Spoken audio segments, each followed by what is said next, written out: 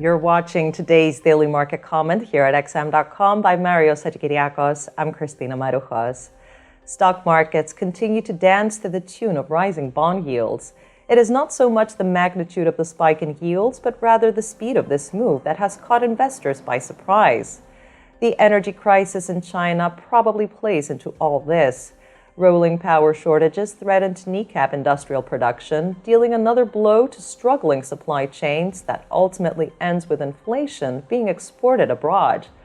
Most of the damage so far has been inflicted on growth and tech stocks.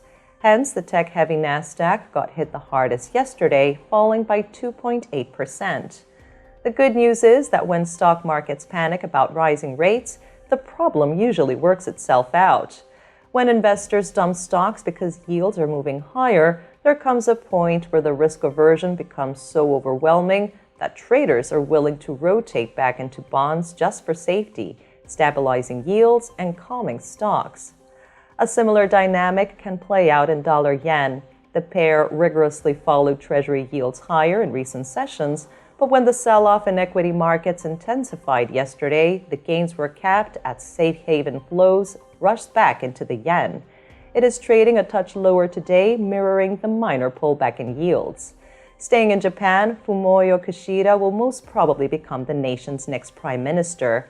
The market reaction was muted, with the yen and Japanese stocks driven mainly by global forces. Over in the United Kingdom, the pound was caught in a perfect storm yesterday.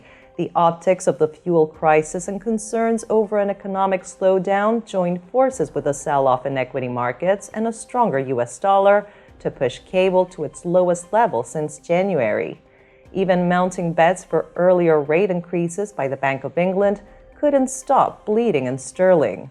A quarter-point rate increase is now almost fully priced in for March, following some signals from Governor Bailey. As usual, the dollar has emerged as the biggest winner from the spike in global yields and the ensuing risk aversion. Euro-dollar just touched new lows for the year after Fed Chief Powell noted yesterday that cost-push inflation doesn't seem to be cooling. Monetary policy signals will hit an apex today with the leaders of all the major central banks, Fed, European Central Bank, Bank of Japan, and Bank of England, appearing together in an online panel at 3:45 GMT.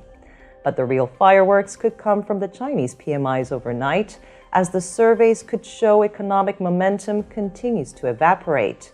Thank you for watching today's Daily Market Comment here at XM.com.